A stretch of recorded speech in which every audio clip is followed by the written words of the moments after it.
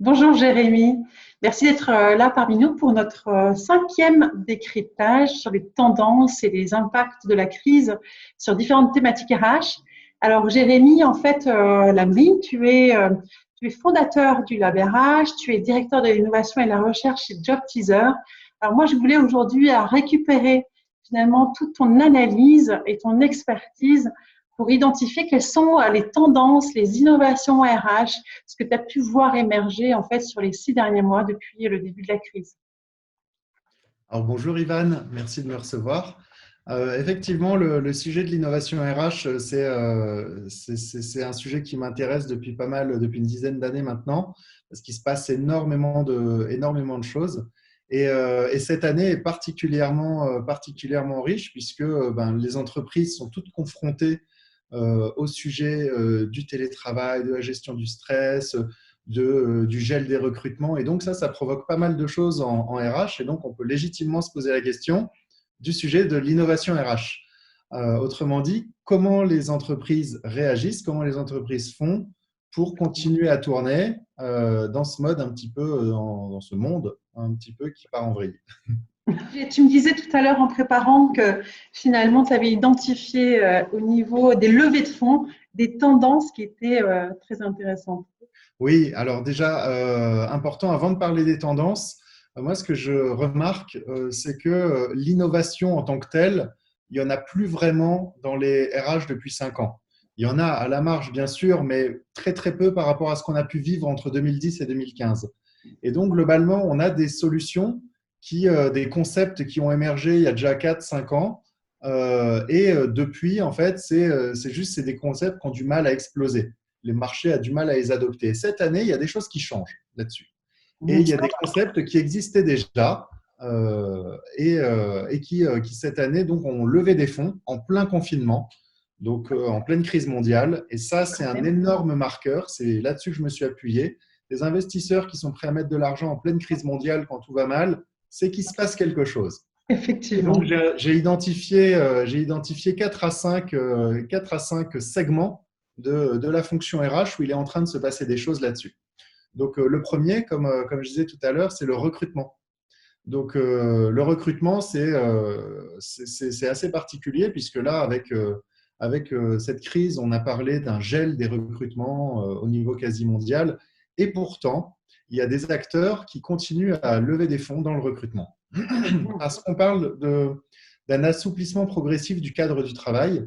Et donc, par exemple, quand vous partez en RTT, quand on doit remplacer quelqu'un, on n'est plus systématiquement dans l'ancienne logique de prendre un CDI, un CDD ou même un intérim. On a besoin de choses plus flexibles et donc on a l'exemple d'une plateforme comme Anjaro qui a levé 13 millions d'euros en plein confinement pour pouvoir proposer des remplacements à la journée ou à la semaine, des choses extrêmement flexibles avec des formats en freelance par exemple, ou des startups qui proposent de l'échange, du partage de salariés. On a même de l'intérim en ligne qui se développe très très fortement, ne plus passer par les agences, avoir des formats plus flexibles où on signe les contrats en ligne, on n'a plus besoin de se rencontrer, tout est direct.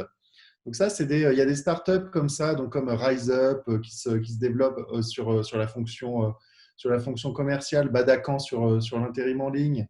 Et donc on a le recrutement qui, malgré la crise, a le vent en poupe, paradoxalement. Sur les Donc une nouveaux recherche de flexibilité de l'accès aux ressources par les entreprises Exactement. On sur du court recrute terme. moins, mais on cherche à le faire de manière beaucoup plus flexible. Ok, Deuxième sujet, c'est la formation qu'on appelle en 2020, parce que il faut que ce soit cool, upskilling. cool. Et donc, l'upskilling, la montée en compétences, c'est le gros sujet des entreprises.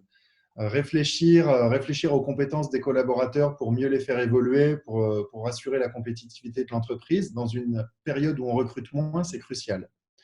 Et donc, on a des startups qui lèvent des fonds dans le recrutement. On a MySkillCamp, qui est une startup qui a levé des fonds très discrètement cet été, plus de 2 millions d'euros. On a Striver, qui est une startup qui a levé beaucoup, je n'ai plus le montant exact en tête, mais sur de la réalité virtuelle. Donc là, on est vraiment sur de la formation en réalité virtuelle ou réalité augmentée, des sujets qui commencent à arriver. Il y a déjà des acteurs qui le font, qui le font très très bien. Et là, on commence vraiment à entrer dans le cœur du sujet, c'est-à-dire que le marché commence à être prêt pour ça. Ça, c'est sur la partie upskilling. Et après, il y a le sujet mobilité. C'est mon troisième sujet, c'est toute la partie mobilité interne. Faire bouger les gens. On ne peut plus recruter autant qu'on veut, donc il faut pouvoir faire bouger en interne. Et donc là, on a le sujet de la gestion des compétences, voire de la gestion prévisionnelle des emplois et des compétences, la GPEC La pour les GPEC. exactement, qui commence à vraiment trouver son chemin sur la partie innovation RH, avec des boîtes qui lèvent des fonds. Là, on a NeoBrain sur mobilité interne, on a je ne sais plus comment elle s'appelait. J'en avais une autre sur du staffing, c'est-à-dire vous êtes une boîte de conseil et vous cherchez à savoir quelles sont les compétences dont vous disposez pour pouvoir staffer n'importe qui sur n'importe quelle mission et puis préparer les missions à l'avance. Donc, Mais c'est ça, vraiment… quand même, Jérémy, pour le coup, cette dynamique-là de GPEC, les SIRH, tout ça, ils ont quand même tout ce qu'il faut normalement. Donc là, ça veut dire J'aime bien on crée des outils plus pour les PME. C'est quoi le… Non. Là, c'est les grosses boîtes qui s'équipent en premier. Hein. Où Les on a tout PME, ce ça qu'il faut viendra et on ne après. sait pas utiliser et c'est pas Ah assez non, agile. justement, on n'a pas tout ce qu'il faut. Si on reprend le cadre, par exemple, en France de la GPEC, c'est une initiative légale à l'origine hein, pour se mettre d'accord avec les syndicats sur la logique d'évolution des personnes dans les entreprises. Et en fait, c'est principalement souvent des documents de négociation syndicale. C'est très peu des documents opérationnels et stratégiques. Et donc, c'est dans les grandes entreprises, ça a longtemps été des référentiels de métiers et de compétences qui moisissaient dans des armoires. Et donc là, dans les grandes entreprises, moi je le vis depuis une dizaine d'années, parce que c'est ce qu'on a fait avec Monkey pendant 7 ans, c'est très peu d'entreprises sont capables de sortir un listing des compétences de leurs collaborateurs. On a les listings de les collaborateurs, on a le listing des salaires des collaborateurs, mais dire quelles sont les compétences disponibles dans l'entreprise et surtout, quelles sont les compétences dont j'aurai besoin demain, donc pouvoir anticiper mes recrutements, mes formations, ce sont des choses qui deviennent de plus en plus essentielles et que la plupart des entreprises n'ont pas. En 2020, on n'a toujours pas Mais ça. c'est fou parce que moi, je me souviens avoir travaillé sur des référentiels de compétences, des SIRH. Donc justement, toute cette accessibilité aux compétences, ça fait longtemps en fait que ça fait partie Ouais, des mais stratégies. en fait, la différence, c'est l'utilisabilité. C'est avoir un référentiel qui dit L'opérationnalité, dans tel métier, il y a ça, c'est une chose. Mais le fait de dire, bah, tiens, tel collaborateur, il a toutes ses compétences parce qu'un collaborateur ne se réduit pas à son métier actuel. Il a eu c'est des sûr. métiers avant, il a eu Ouais. des expertises avant. Et donc, globalement, aujourd'hui, on n'a pas de ce qu'on appelle de pool, d'ensemble, de piscine de compétences où on est capable de voir tout ce qu'il y a dans la boîte. Donc, pour la mobilité interne, pour l'évolution, c'est des choses assez cruciales. Les entreprises commencent à s'équiper massivement. Et là, je pense que ça va être un très, très gros enjeu des entreprises pour rester compétitives à une ère où on explique qu'un métier évolue tous les 2-3 ans. Ok, c'est Donc ça, bon. c'est un gros changement. Pareil, tu vas me dire, oui, c'est quelque chose que tu vois depuis 5, 10, 15 ans. Dématérialisation des processus RH, ben ouais. Ça fait Ah oui, 20 ans SIRH, tout ça ça, fait 20 ans que effectivement. les SIRH évoluent. Hop, Et hop, hop. pourtant, tu vois, cette année, on a une entreprise comme Swile, ex-Luncher, qui propose la dématérialisation des tickets restaurants, qui vient de lever 70 millions d'euros, C'est ce fou, hein. qui n'est pas rien. Non, Euh, effectivement. Ce qui n'est pas rien. Donc voilà, Launcher, Swile qui a levé 70 millions d'euros. D'autres entreprises sur, pareil, la paye, toutes ces choses, la PayFit, tout un tas de startups qui sont en train d'exploser sur les sujets de dématérialisation des processus RH. Et là, en fait, on est vraiment dans le gros du marché. C'est-à-dire que là, c'est un rouleau compresseur qui déroule et on arrive très vite au PME là, sur ces sujets-là. On aura bientôt plus de fiches de paye papier, enfin. Hmm, c'est une bonne nouvelle. Et tu avais un dernier point aussi, il me semble. Exactement. Et après, donc, il y a un dernier point, c'est le sujet de la gestion de la marque employeur. Bah, c'est un sujet qui nous est bien sûr cher chez Job Teaser, mais Ouais. on le voit en fait dans cette période. Par exemple, si on prend l'exemple des jeunes diplômés, très difficile pour les entreprises d'être présentes dans les écoles. Donc, il faut Mhm. trouver une autre manière d'être présente via des plateformes comme Job Teaser, mais aussi ailleurs sur Internet. Comment est-ce qu'on touche les jeunes si on ne peut pas être là où ils sont dans les écoles? Donc, il faut les toucher par le digital, donc c'est-à-dire être beaucoup plus présent sur Instagram, sur les réseaux sociaux globalement, arriver à proposer des événements pour les attirer. Et ça, c'est une tendance extrêmement forte et on le voit parce qu'on a une boîte comme Choose My Company qui propose des classements sur meilleurs stagiaires, tout ça, c'est-à-dire les entreprises où il fait bon faire un stage. Et donc, il vient de lever de l'argent également cet été donc en pleine crise mondiale. Et sur un sujet comme ça qui est souvent ou sur lequel il est assez compliqué de monétiser et de lever de l'argent, quand on n'est pas un acteur déjà bien implanté, c'est assez significatif. Et puis nous, on le voit aussi chez Job Teaser, la marque employeur est un driver très fort d'attractivité pour les entreprises. Oui, oui, c'est sûr. Puis quand tu fais part de Choose My Company, ou c'est un peu comme des glaces d'or, c'est-à-dire qu'en fait, aujourd'hui, pour attirer les talents, il faut quand même aussi travailler sa réputation et travailler sa réputation auprès de ses employés et de ses ex-employés. Donc, toute l'emphase C'est ça d'être que tu connais bien. attentif. C'est du monde. Les tendances 2021. Alors peut-être, si je résume, on a le recrutement excuse-moi, le recrutement spécialisé avec une montée en puissance, finalement une recherche de flexibilité. On est sur la mise en avant de ce que tu appelles le upskilling, finalement s'assurer de monter en puissance les collaborateurs parce on va moins recruter, donc effectivement, enfin, on remet aussi du sens à ce niveau-là de prendre en charge quelque part l'évolution professionnelle et personnelle de ce que tu me disais des employés. Tu avais aussi toute la partie relative à la dématérialisation des ressources humaines et la montée en puissance d'un sujet qui est présent quand même depuis très longtemps, qui est la marque employeur et comment on l'amplifie, comment on est présent sur les réseaux davantage. Avec la mobilité aussi interne, comment on fait évoluer des gens en interne. Donc finalement, c'est une reprise en charge quelque part du positionnement de l'entreprise dans la gestion de ses employés, ce qui est plutôt Moi, je vois leur vraiment évolution en interne. je le vois comme un renforcement de la fonction RH, ce qui est en Mais train oui, d'arriver. complètement, c'est ce que j'entends, avec peut-être un bémol sur la recherche de flexibilité avant tout au niveau des ressources, mais on se recentre quand même sur finalement l'évolution de nos ressources humaines et de notre capital présent au sein de l'entreprise, ce qui est plutôt quand même pas mal. 2021, les tendances. Donc, tu m'en partageais quelques-unes tout à l'heure. Ouais, alors moi, j'identifie trois tendances principales pour 2021. Et là, il n'y a pas d'études pour le moment dessus. Ça vient vraiment des contacts que j'ai avec différentes entreprises, différentes fonctions RH, différents entrepreneurs. On sent vraiment que c'est ce qui est en train de prendre, quoi. Il y a vraiment le sujet de l'engagement des collaborateurs et ce qu'on appelle la gestion des risques psychosociaux. Cette crise mondiale, ça a été un coup dur pour beaucoup d'entreprises et pour celles qui en ont bénéficié économiquement, c'est aussi une forme de crise de croissance à gérer. Donc, dans tous les cas, il y a un vrai sujet de comment est-ce qu'on engage les collaborateurs, comment est-ce qu'on s'assure que les bons restent, parce qu'il y en a plein aussi qui se posent des questions dans les zones urbaines très denses qui se disent ben, finalement, pourquoi pas partir à la campagne? Peut-être il y a des réflexions qui sont en train d'arriver et les entreprises, ça leur fait peur un peu.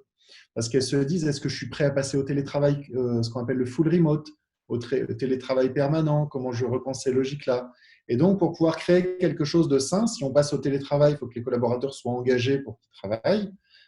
Donc, ça va être un très gros sujet en 2021, le sujet de l'engagement collaborateur et le sujet de la gestion des risques psychosociaux, puisque si on voit moins ses collaborateurs ou de manière dégradée, on a plus de mal potentiellement à identifier les risques auxquels ils peuvent être soumis. Donc ça, c'est une D'où très... ce que tu me partageais tout à l'heure, aussi la montée en puissance de tout ce qui est baromètre, prise de pouls en continu, de comment vont mes collaborateurs, sans que je sois forcément en prise directe avec eux. Ça, ce sont des choses qui se développent depuis 2015 avec tout ce qu'on a appelé la Happy Tech notamment. Là, en 2020, on arrive vraiment sur, pour moi, le cœur du sujet. On arrête avec je vais vexer des gens, mais tant pis. On arrête avec le bullshit des Chief Happiness Officer, tout ça. Là, on est dans le cœur du sujet. On revient à la notion de gestion des risques psychosociaux, la notion d'engagement, la notion de productivité. Et donc, c'est là vraiment qu'on va placer tous ces baromètres, toutes ces enquêtes, tous les dispositifs qui vont viser en fait à s'assurer que les gens vont bien et qu'ils performent. Et qu'ils ont les moyens de performer en les montant en compétences. C'est ça. Pas mal quand même, c'est pas mal. Ça. Donc ça, bah, voilà. Donc là, tu touches à ma deuxième tendance, tu fais du spoil. C'est cette notion de formation toujours plus digitale que jamais. On va forcément renforcer cet aspect-là, mais en incluant de plus en plus de collaboratifs. C'est ce qu'on voit émerger de la digitalisation de la formation, c'est qu'il y a de plus en plus de collaboratifs. Parce que on n'est plus limité par la dynamique d'une salle. On peut avoir des gens qui viennent d'un peu partout sur une logique plus volontaire. Quand on est dans une salle, on est un peu contraint d'y être. Quand on se connecte à un Zoom, c'est aussi, un Zoom, autre chose, c'est aussi une logique un peu plus volontaire. Et donc, on a des dynamiques nouvelles qui se créent. 2021, je pense qu'il va y avoir des créneaux là-dessus, sur la notion de formation collaborative. Ça, c'est la deuxième grande tendance. Je ne sais pas si tu veux ajouter quelque chose là-dessus. Non, pas du tout, je te laisse, je te laisse avancer. Et on a une troisième. Et voilà. Et une dernière grande tendance qui, pour moi, va vraiment se renforcer, c'est la notion de marque employeur augmentée. Donc, dans la lignée de ce qu'on disait là, la fin des mesures de distanciation physique n'est pas arrivée encore. Et les entreprises ne peuvent pas se permettre de disparaître de la tête des gens en tant que marque employeur parce qu'elles savent que les recrutements vont reprendre. C'est une guerre pour trouver les meilleurs talents et donc elles doivent rester dans l'esprit des gens, notamment des jeunes talents, mais aussi des deuxième emplois, troisième emplois, des executives. Et donc, il y a vraiment ce sujet de comment on fait pour rester une marque attractive alors qu'on ne nous voit pas ou moins. Et donc, il y a le sujet de la marque employeur augmentée et probablement que ça va se faire à travers la marque, c'est-à-dire il y a des entreprises qui le font déjà. Je pense à une grande entreprise de construction, Vinci, qui faisait de la pub pour parler de leur métier, promouvoir un peu la marque, mais aussi dire on recrute, ça à la télé, quoi. Donc, la grande distrib l'a fait aussi. Et je pense que c'est des choses qui vont prendre forme à la télé, sur les réseaux sociaux, par le ciblage et le reciblage, donc par la publicité, c'est-à-dire la publicité en ligne, sur les plateformes aussi comme Glassdoor, d'entreprises qui vont le prendre en main. Et travailler aussi, ce qu'on disait tout à l'heure, tout ce qui était employee advocacy, faire en sorte que chacun de ses salariés, ses leaders, soient réellement des ambassadeurs sur les réseaux. Ça, c'est quand même des leviers. En période de crise, on n'a pas plus de moyens.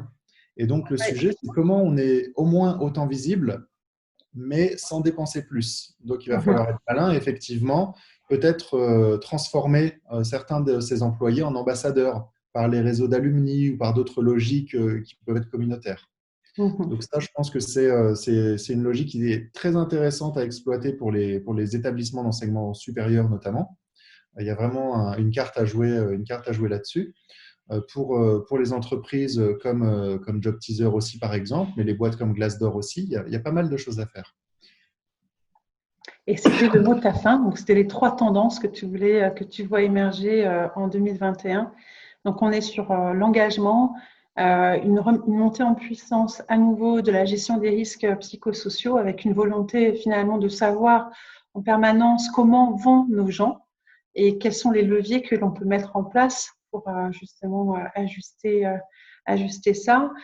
Comment on les amène à se monter en puissance, notamment avec les formations digitales et du collectif. Et puis, toujours cette montée en puissance aussi du marketing employeur. Comment on continue à être présent alors qu'effectivement, on est potentiellement moins présent de manière réelle. Voilà. Si je peux me permettre une petite conclusion, Ivan, je pense que ces 3 tendances du marché devraient avoir un écho chez chaque personne. Parce que ça peut aussi être un plan individuel pour 2021. Se dire, en fait, l'équivalent de l'engagement collaborateur, c'est comment moi je trouve mon sens.